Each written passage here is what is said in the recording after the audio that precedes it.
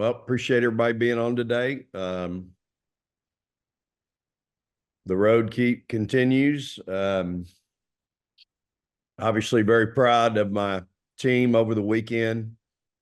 They continue to battle and compete, and thought when you go back and look at the film, you might not play as good as you thought you did, but we did some really good things in that ball game. It's always a tough venue. That it's just a tough place to play. And so I was proud of our kids, and glad to get the W and get out of there. And now we got to get ready for obviously a really good Oklahoma team, 5-1 and playing well. They present some very unique and challenging things for us. Coach Bronchick does a great job. A lot of respect and admiration for her. For two people at quote unquote rival places, we have a pretty good relationship and mutual respect for one another. And at least from this end, she does a great job, and her teams are always well prepared. They play hard, and they have a great scheme. So we're gonna have to play well. Don't have an update on Deanna. She sees the doctor maybe today or tomorrow. Rory's post-surgery 7 days. She saw the doctor this morning. He's really pleased with her. Started her rehab yesterday. And what else that y'all are going to ask me that I can already get in front of? That's about it. Okay, we'll get rolling. Noah, you want to kick us off? Yeah, Coach, we asked Taylor about kind of how the team has grown since the Rory injury, not just on the court, but just gaining confidence. And she was talking about the different roles some of the players have had to take. What have you seen as far as the team learning about what they can be post that Rory injury? Well, certainly adversity reveals a lot about a person, a team. But it's also so much about life. I mean, anything, everything that we want's on the other side of hard. Sometimes the good Lord brings more hard than we think we can handle, but in reality, he doesn't bring more than you can handle. And as devastating as this has been, I think it's really proven with this group. They've really stepped up, and they've really accepted, a very difficult situation and just grown from it. I mean, that's what we do in life. You grow from, the hard times, and, you learn to get through and battle. And that's why I'm just so, it's one of the things I'm so proud of this group. I admire them that they've been able to get through this, and we're still a work in progress. We're still figuring out some things, but man, we have bowed our neck and bowed our back and just put our head down and gone to work. And, I said this the other night, you look over there, you've got 30 something points and 14 something rebounds, 2 first team all Big 12 players, a first team, you got another All-American over there. And these kids just continue to get it done. And we've had a tough schedule. Our first 7 games have not been easy. We've had some tough road venues at West Virginia, at Lubbock, at Oklahoma State, at K-State. Those are not easy places to play. And this group has really handled that. And you just have to really admire them. So, but again, it's because they just work hard. Like, these kids just bring it every day. They just work. They put their head down and they go to work. And so I don't think anything's going to change. We'll continue to do that. I don't think the adversity is still part of what we're dealing with. And, but they continue to find a way. And it's, for me as a coach, I can tell you, I really enjoy coaching this team. I admire them. Do we need to get better? Absolutely. If you sat in on our pre-practice meeting yesterday, we looked ourselves in the mirror and went, hey, great win, but the film doesn't lie. And if we're going to continue to live in the top 10, we got to fix some things. And so I think that's where you're at when you're coaching a team. Do you just sit there and pat yourself on the back and everything's peaches and cream, or do you continue to evaluate and you just try to get better? And that's what yesterday was about. Was, hey guys, we're navigating some really difficult waters right now, but here's the deal. I think we can get a lot better. And here's how. And here's what we got to fix. And so I think this group accepts that and realizes we got to get better in some areas, and that's what we do. We work on it every day. Kirk? Vic, I know you're a one game at a time kind of guy, but seems like these next 2 weeks are just really critical and going to reveal a lot about your team, with 3 of your next 4 at home and 2 of the teams are ahead of you in the standings. Do you talk to your team about that at all? Nope. One day at a time around here, Kirk. Yeah. All we can worry about is today, getting better. There's not enough time in the day for me. I'm trying to throw down an apple, eat a grape, and talk to y'all on a Zoom. I went home last night at 10:30 after the news and back up here early today. I mean, it's just what we do. It's that time of year, but it for us, it's one day at a time, man. And that's really all we can do, because,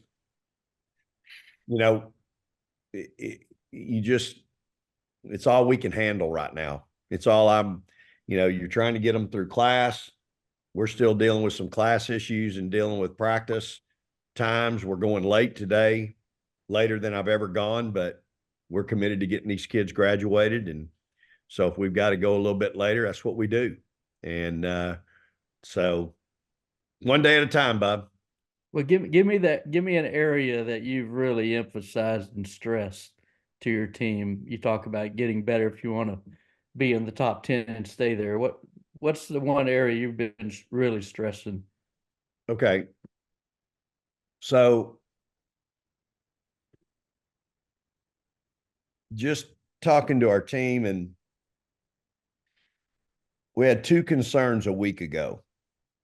After we got beat at K-State, we came back as a team, and we talk about this as a unit. Like, it's not me going in there, and it's us coming to a consensus. Me maybe telling them, hey, this is what I think. What do you think? And again, you've got some older kids in that room, and they're accountable. And that's what I love about this team, is they're accountable. There's an old saying, you're all out of buts. You're all out of what ifs. Don't bring me that. This team doesn't bring me that. They know that I try to be accountable, and I want them to be accountable. But one of the concerns was toughness. And toughness entails so many things, but like, this team is probably one of my least charge taking teams I've ever had, if not the least. I won't say worst. I'm just saying we just don't take very many, not compared to teams I've had in the past. But now you just took a kid out of my lineup that probably took 3 a game in Rory. But first 2 plays the other night at Oklahoma State, Shaye gets run over. So that's a kid that's trying to embrace, okay, coach says we don't do it. Let me see if I can help us in that area. But that's who Shaye is. She just wants to win. But we don't take as many charges. Felt like we took some bad shots in the K-State game, like 12. I think we've addressed that a little bit. But we had some mental lapses in that game that you could go back to and go, hey, if it's a one possession game, we got to be better in this area. 1 second on the shot clock, and we're going to let them throw a lob pass for a layup, with 6'5" standing in the middle of the lane when all you got to do is jump up and knock it out of the way. That's toughness. That's understanding the game. And so, and then just, when to switch, when, defensively, are we switching? Are we not? Do we know who we're switching with? And so we had some breakdowns in the K-State game. We had some breakdowns the other night at Oklahoma State. And with us, Kurt, just so you know, it's either a 1 or a 0. You either are or you're not. There's no, well, we're all, we're better, or yeah, we're doing much. No, it's either a 1. That my team says it. And I'll tell them, okay, y'all, it's either a 1 or a 0. And they immediately, it's a 0, coach. But they're accountable. And I mean, you got to love them because of that. And so that's just one thing that we talked about was toughness. Another thing was offensive execution. We still have big issues, offensive execution. And it's timing, it's cutting, it's when to pass it here. And it's a big, it's a whole thing. And so again, when we go through that and we talk about it, they understand. And so they know it's a point of emphasis. If we're to me, that top 10, we're right there at 10. If we're going to live in the top 10, these are areas we have got to get better at, because we're going to run into some really good teams starting tomorrow night. And we're not going to be able to continue to do what we're doing and get by. We've got to continue to work on that. Danny? Vic, since you mentioned Rory's rehab starting, I'm kind of curious, is the plan for her to try to be back for next season, or is there a possibility she may redshirt next year and then come back fully recovered in a year and a half? I don't think there's any discussion about that.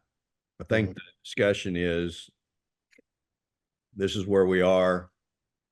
This is how much time you have. We're going to take as much time as it takes, and we'll see where we're at. But I don't think there's any discussion on not playing next year or anything like that. I think the discussion, there could be a lot of different discussions, but right now the main thing is, let's just get you back. Let's get you healthy. Let's get you on the road to recovery. Everybody's different. Everybody has a different time frame. Most of it comes down to the rehab. That's what it comes down. All these doctors can, they're all really good. But at the end of the day, with these types of injuries, it comes down to your rehab people. And, I don't think there's anybody going to attack it harder than her. So. And then secondly, can you reflect a little bit on the 1,200 wins for this program and just kind of this program standing among the storied programs in the country? Pretty amazing, don't you think? I mean, obviously, when you have a legend, a Hall of Famer, who's in charge of this program for so long and had so much success. I had Coach talk to our kids the other day about the rivalry with Lubbock and all that. And I told them, I said, y'all don't realize this program won 183 or 186 straight conference games. Like, that's just, that's amazing. I mean, it'll never be duplicated. And they're just, but when you have that, I mean, I know for me as the coach, I'm certainly honored to be a part of such a tradition-rich university, period. The fact that we obviously are a very storied program in women's basketball. It's really an honor because that's my sport. That's what I coach. That's what I do. It's who I am. And to be a part of that is really an honor. And it motivates me every day to make sure we hold this place to the standard that it deserves, that it warrants. And as I told our kids the other day, women's basketball is really important at the University of Texas. And we owe it to the school, to the university, to our administration to give them our very best every day. Mark?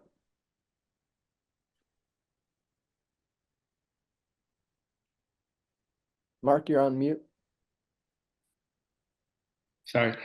Did Taylor Jones show you some progress between the Kansas State and Oklahoma State games as far as executing and scoring inside, rebounding inside?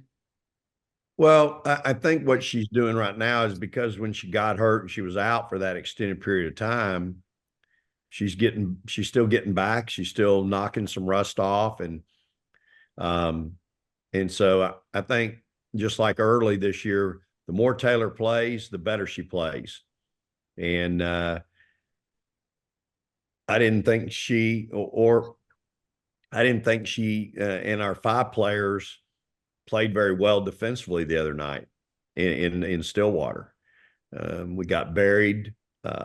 We just really struggled guarding Goosters down there, and they know it, and that's an area that we've got to continue to work on and get better. But 18 and 14 is a pretty big night, pretty good night, and I'm glad that 18 and 14 is on our side. The thing that she does is she just, she gets her hands on a lot of offensive boards and a lot of balls, and she goes right back up, and she catches it up and keeps it up, and it's hard to get to her. She's getting to the free throw line quite a bit, y'all. And I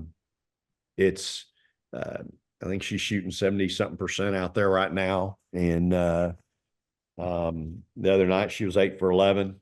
And so she's doing a great job out there. And again, she's 75% right now at the free throw line and in conference play. Let's get a couple more here. Bob? Vic, you've talked a lot this year about your personal struggle with the adversity that this team's had with even the last year and a half with knee injuries and some of the other things. I'm curious how you've gotten through it, but maybe more importantly, because of the structure and the capability of this team, how much that's allowed you to get through it because of what they're able to do. Well, I have a lot of really good friends. I have a couple of really good pastors that know me pretty well. And, when you're a person of faith, I mean, you just have to trust that there's a bigger plan and a bigger picture. And so for me personally, I mean, it's difficult because I just don't have a lot of experience with this. Like, I just haven't had a lot of kids get, have season-ending injuries. And so obviously this team was built and put together, and we really were confident in this group that they could make a pretty good run. And I still feel that way about this team. But for, Deanna getting hurt in the orange and white and being out 6 weeks, I mean, that wasn't planned. And Amina steps up in a big way and plays well in her absence. This was before Amo was, playing a lot better. And so Amina really got us through that early part of the year. And then now Aaliyah's playing so well and really giving us a big punch, which we desperately need. And then you've got a collective group that's stepping up now once we've lost Rory. But the thing is this, and I've said this to y'all before, like, if we can't do something, it's not because we're not trying. Like, this is a great group of kids, y'all. I mean, they're so much fun to coach. Like, and they don't, like I said, they don't question, they don't, how come, or, they're not, they're just, they're really good. And they're a lot of fun to be around, but they compete. Like, they're just competitors, but they're great kids. And, there's several of them that I'm going to walk in that gym today and I know exactly what I'm going to get from them because they give it to me every day. And that's all a coach can want, is just that consistency piece of every day they're going to do their very best. And again, as a coach, that's all I can ask for. And I got a lot of respect for people that are like that. And so this group is special. And I have no idea what we don't know what the rest of the season is going to hold. All I know is they've responded to date the way they have. And you have to admire them for that, because it's not easy. It's hard to win in college athletics. It's hard to win. And yet they continue to do it after, having quite a bit of adversity, really. Like I said, you got 30 something points and I don't know, 12, 14 rebounds sitting over there, 2 first-team all Big 12 players, and they're not playing. That's a lot to take out of a lineup, y'all. That'd be a lot to take out of 11-player football lineup, much less a 5-player basketball lineup. And these kids continue to do it. So, shoot, I'm proud to be their coach. I enjoy coaching them. I get excited, looking forward to seeing them every day. And it's a pretty cerebral group. You can tell them, we'll tell them today, we always meet, watch film. They got notebooks. We take notes. You tell them what that other team's going to do and keep it, in a pretty concise, they get it. And again, you got to like that about them too, because they take it seriously. My staff's doing a great job with them too, y'all. Danny? Vic, first, I hear your grand puppy is going to be participating in the race tomorrow. Do you have any tips for Barkley in that race? Go hard or go home, buddy. And then that's news to me. I guess we're having some kind of, I don't know what halftime. I'm not in charge of the halftime acts, but I'm sure I'll get the film on it. How about that? And then kind of a big picture question. When you recruit someone like Shaye last year, is it difficult with a person as accomplished as she was to kind of come in here and ask them to play a different role and not be the high scorer she was, or just do different things? Or, if they come to Texas, do they kind of know coming in what the deal is? Well, first of all, I didn't ask her not to be anything. We recruited her because we knew she could do a lot. She'd help our team win. And we knew she would, from a culture standpoint, she would be an incredible addition, which she has been. The kid's an incredible young lady and got great folks. They've done a great job with her. And so we didn't, when we recruited her, I think she averaged 16, 17 a game at BYU. And, I knew I was getting somebody that could score the basketball. I think what happens is when you come here, you're surrounded by other great players. And so it's not all on you. She certainly had her moments where she scored a lot. I think she had 26 against Kansas here at home last year. But I think if you talk to her right now, she'd tell you she's having the time of her life. She loves it. And she knew coming here, she'd be a part of a top 10 basketball program. And that's what she wanted. And so, we're fortunate to have her. And boy, she's been great. the 2 years she's been here, and she has been really, really good. So, yeah, when we recruited her, though, we didn't, I recruited her because I knew she could score. And I knew, we needed that. We needed that punch. We needed a shooter, but we need a scorer. And we certainly didn't ask her not to do that. I just think when you get here and you're around other really good players, you're not the person that has to go get 20 every night like she probably was at BYU. Kirk? Yeah, Vic, I'm sure you're aware of the court storming incident, Ohio State Iowa game and the risk of injury. I was curious if you talk to other coaches and are concerned about that. I know you don't want to dampen fan engagement or anything like that, but do you see a problem there? Well, I think I heard someone say, first of all, it doesn't really happen unless there's a big upset, right? Right.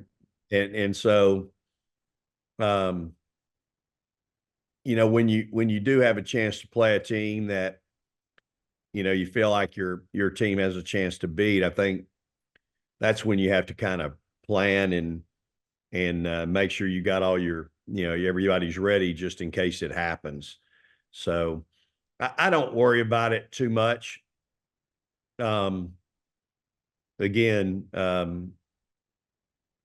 it's it's part of being a college student, to be able to celebrate when your team's success.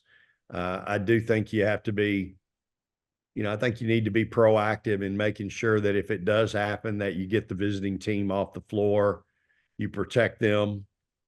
And I think that's the biggest thing. If you can just have a plan in place to protect that visiting team, because they deserve that. They warrant that. And other than that, I think it's part of the college experience. It's part of college athletics. And it's been around forever, y'all. And, well, I hated to see it just like everybody did the other night. And so you just, obviously you want to, and I think after that, I think everybody will be on, I think the antennas are up, and I think everybody will be, on their toes in case something like that ever happens again. So glad that Caitlin's okay. But at the same time, I just think it's part of the college experience for both the students and the athletes. Sure. Hi, Taylor.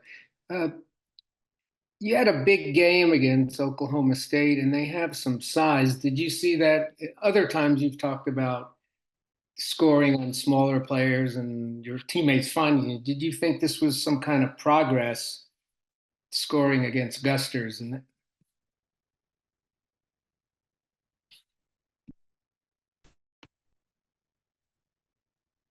think you're on mute there, Taylor. Can people hear? Sorry, I thought it was on unmuted. But I think with sort of the timing of me getting hurt and coming back and jumping straight into playing Ayoka in some of the best posts in the country, I kind of had a difficult time. And so I think the week prior leading up to Oklahoma State, I just was trying to get my rhythm back on offense and taking my time and being more patient. And so I think with that being the focus and just being more detailed about my moves in the paint and knowing that the little kick ups that we usually do, just throwing it up to me probably wasn't going to be there because I was undersized in this game. So I think that just trying to get back to how I was playing before I got injured. thank you. Mm-hmm.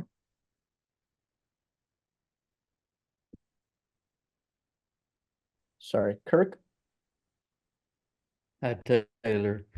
Yeah, with Ayoka Lee getting hurt and having ankle surgery, it still doesn't look like they're skipping a beat the way Kansas State's kind of been on this tear right now.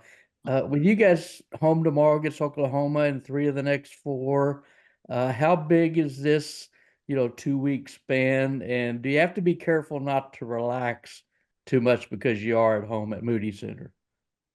Yeah, I mean, this is the time of season where every single game counts, especially because we still have high hopes of winning the conference. And we're going to have to go in every single day thinking that it's a championship game, no matter what, or no matter where we're at. And so I think just we can't do anything about the two losses that we have, but we can make sure that we're prepared for the games ahead. And so just trying not to relax and making sure that we don't have an off night, and just in practice trying to fix all of the errors that we're still having, and trying to just continue to be the best team that we possibly can, because it's only going to get harder from here. Thank you. Noah? Hey Taylor, I know you guys have been asked a lot about, the Rory injury and kind of the shock of it, but now that it's been some time and you guys have had some success, do you feel like you guys are proving to yourself that you still can be the team that you wanted to be all along? Yeah, I mean, of course, losing Rory was huge. And I think whenever she went down, it was sort of like a really big shock to everyone. And it was a huge adjustment for not only for the people that had to play, like take up her spot, but for everyone. There was so much that she contributed to our team. And so just everyone having to step up, and we're still learning how to play without her. And we're still all having to adapt. And so I think that although it has been tough, it has brought some players to the spotlight who have been playing great and who have stepped up to the call. And so stuff like this, it really sucks having injuries, but I know in the grand scheme of it, there is a bigger plan than us. And so I think maybe it was for a learning opportunity. And I hate that it was to the expense of Rory being out, because not only is she a great player, but she's a great person, and I hate to see her go through this. But I know that we're going to be okay at the end of the day, and it's going to be exciting to see what we can get through this year. Danny? Excuse me. Taylor, if I was someone who had never watched this team play before and I asked you to describe Shaye and her game, how would you describe her? I would say for her game, I would say she plays with a lot of poise. I think that you don't ever really see her get riled up, or she's pretty like consistent. And I think just she knows her role. And I think by being a 6-year senior and also me being a 5th year, you just sort of at this point know what you need to do for the team. And I think just her ability to stay calm throughout tight games, and just brings a certain level of like peace and comfort to us. And especially with new players having to step up in new roles. Coach Schaefer said in media at the after the last game that having just her sense of calmness really helps our team, and I would have to agree with him. Jeff? Hey, Taylor, just a moment ago, you said that everybody has had to learn how to adapt playing without Rory. Mm-hmm. You personally playing kind of an opposite position. How have you had to change, whether it's on the court or your leadership in practice, or what have you had to do differently since she's gone down? Yeah, so I would say she was probably the guard that got the ball to me the most. And so, and I think just we knew how to play off of each other. Like if I were to get a rebound, I knew where she was going to be. If she needed to pass it to me, she knew where I was going to be. And so, being able to sort of work with the guards on how to like not only pass to me, but pass to post, pass to everyone else. That's been a big thing, is like making sure that we take care of the ball. And from like a leadership perspective, usually, I mean, point guards are the leaders of the team no matter what. They have the ball in their hands. And I mean, Maddie's a freshman and she's having to be a leader right now. But just like I said about Shaye with her experience, and me having this being my 5th year, I think that just trying to communicate what I've learned as a player throughout my years to everyone, and just sort of trying to lead as best as I can. And it is hard being a 5 player and trying to be the leader, because usually it is the point guard, but I'm just trying to remind everyone, like, hey, it's going to be okay. Like, we're going to get through this. We're better than we think. Like, let's just keep going to work every single day. Harry? Taylor, good afternoon. I'm curious, when you go into this game, do you have, outside of winning, do you have certain bars that you're trying to meet, maybe scoring, rebound? What is your definition of success outside of the win? Of course, that's the paramount one. How do you kind of go through that game? Before games, I usually think about what I need to do, and I usually pray too. And when I do, I'm just like, whatever I need to do for this team to win, like, help me to be that. And like, I've gotten asked this question before, and I look back to the UConn game. I scored 2 points, but just having the presence of me and Hattie in the post, they had to double team us, and that left our guards open. And so it was like, whatever I have to do to win, whether that's get 2 points or 20 or get no rebounds or whatever. So just sort of whatever my role is for the team that night. And usually going into games, we know what our main points of focus are. And I think last game it was to get the ball in the paint, because we knew that I was quicker than their post. And so just coming into next game and all the games forward, just trying to be the best that I can for this team to get a win. Thank you. Bob? Taylor, now that you've been through it for a year, I feel like I can ask you this. There aren't many people that get to hate multiple OUs, and you get to hate Oregon and Oklahoma. Which rivalry is better, and how much fun are these games to get to be part of? I don't know I think the UT and OU is like, I grew up knowing about this rivalry. My dad played at A&M, and so not only was there a rivalry between A&M and UT, but of course I also knew about OU and UT. But I would say, the Oregon State and Oregon that one was pretty tough too, because there were no other schools in Oregon, just those two. And being 45 minutes apart from each other, it was fun. The way that the Pac-12 does it, you play on Friday and Sunday. And so we would play at their place on Friday or vice versa, and then go to they would come to us on Sunday. And so it would be 2 games back to back against the same team. And those are just some of my most fun memories. I think the way that the Pac-12 sort of sets that up with the rivals is really cool. But of course, playing against OU here has been great.